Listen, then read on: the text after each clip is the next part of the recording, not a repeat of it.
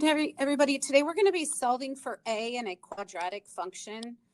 Usually you're given a point in the vertex or 2 points or some version of that to help you do so. In this case, we're going to look for the opening of this tunnel, which is kind of sketched for us here on our drawing. If you notice, they do indicate the vertex here at 0, 8.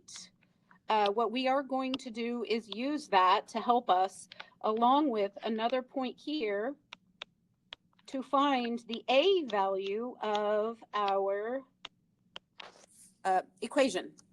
So there's all these questions down below, but what we are going to do is just use the graph itself. I'm not going to worry about all those questions. This is an example for you. So we have a vertex form of our equation that looks like this. So what I want you to understand here is that we're given y, x, h, and k, and I've showed you this before. In this case, we are, this is our h, this is k, and I'm going to use just the positive values. So I have x and y right here. So I'm going to fill in everything I know. So y is 6, a is the piece we don't know, the x is 2, the h is 0, so it doesn't matter if I put plus or minus 0 because 0 is 0, and then plus 8. So what I need to do here is actually solve for A. So I'm going to start to clean this up by doing this. So 2 minus 0 is 2 squared. So this would be 4A. I'm going to bring down the plus 8, and I'm going to bring down the 6. So 6 equals this. All right, so now what we need to do is solve for A.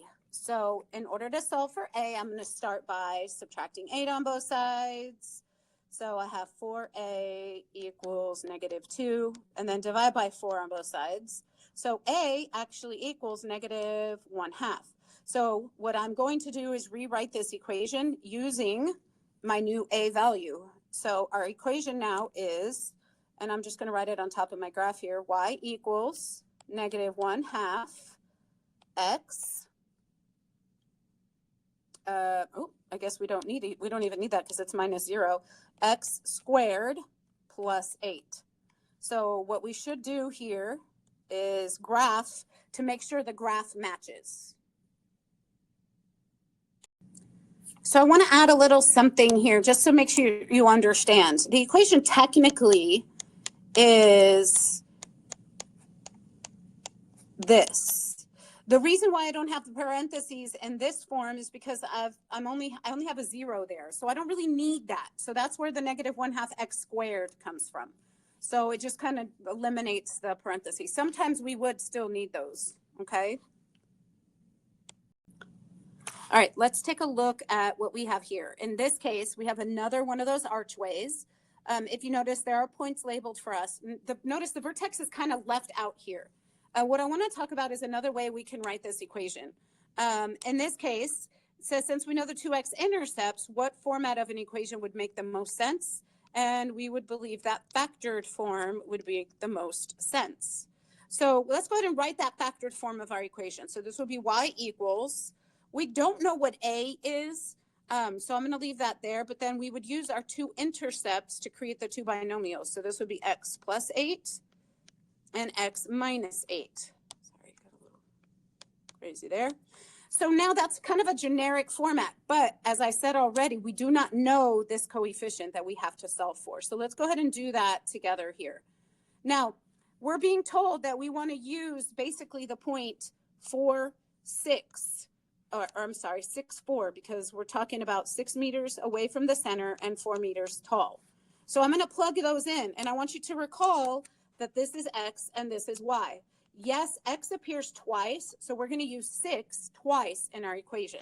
So 4 equals, we don't know A, 6 plus 8 times 6 minus 8, and that's all our values that we have to plug in. So now I'm going to clean this up. So this would be 4 equals negative 28 times A.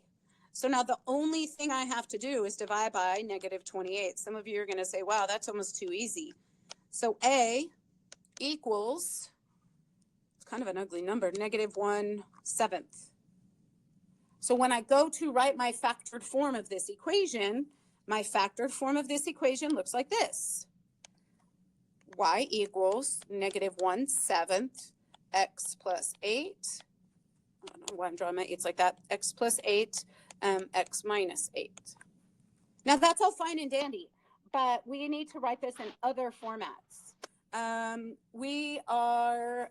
Well, actually we can leave it like that, or we can multiply it.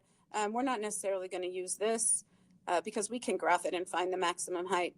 What I want to do is convert it to standard form. So I'm going to do x plus 8 times x minus 8 in order to do this, or to get this situated. So when I multiply here, I have x squared minus 8x plus 8x minus 64. So then I would have -1/7 times x squared. It looks like these two cancel out, minus 64. Now all I have to do is distribute. So -1/7 x squared minus 64/7. So the equation would look something like this. So these two equations, if I were to graph them, would graph the same thing, or should graph the same thing.